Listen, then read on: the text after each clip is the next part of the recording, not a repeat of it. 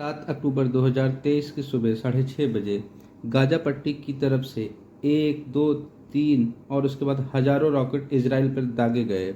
इस हमले की तीव्रता इस बात से लगाया जा सकता है कि 20 मिनट के अंदर 5000 से ज़्यादा रॉकेट इजराइल पर दागे गए। ये हमला हमास टेररिस्ट संगठन की तरफ से इजराइल पर गाजा पट्टी में इजराइल के हमलों को जवाब देने के एवज में माना जा रहा है। לא במבצע, לא בסבבים, במלחמה. הבוקר חמאס פתח במתקפת פתע רצחנית נגד מדינת ישראל ונגד אזרחיה.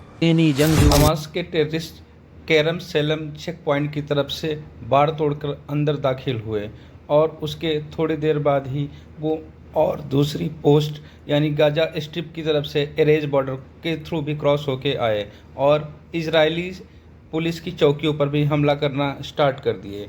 इजराइल ने एक खुला युद्ध माना है। ואני אדאג שזה לא יקרה יותר. נכה בהם עד חורמה וננקום בעוצמה על היום השחור הזה שהם עוללו למדינה.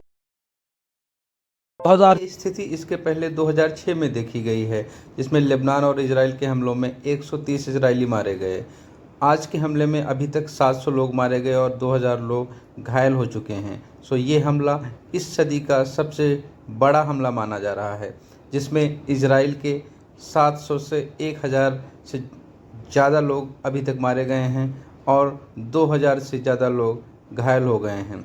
इजरायली पीएम ने इसे खुला युद्ध माना है और इन सब के पीछे फ़िलिस्तीनी संगठन हमास को दोषी माना जा रहा है। हमास के चीफ इस्माइल का भी बयान आया है और इसे इजराइल से बदला लेने का हमला माना गया है।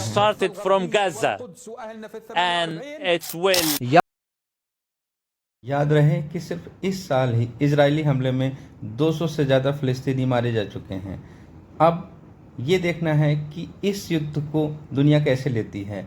इजरायली पीएम के अनुसार इसको इजराइल की संप्रभुता के ऊपर किया गया हमला माना गया है और इजराइल इस बात का पुरजोर विरोध करेगा और उसका बदला भी लेगा। अब हमें ये देखना है कि ये युद्ध यूक्रेन और रशिया की तरह आगे बढ़ता है या कुछ हफ्तों में अपने आप सामान्य हो जाता है।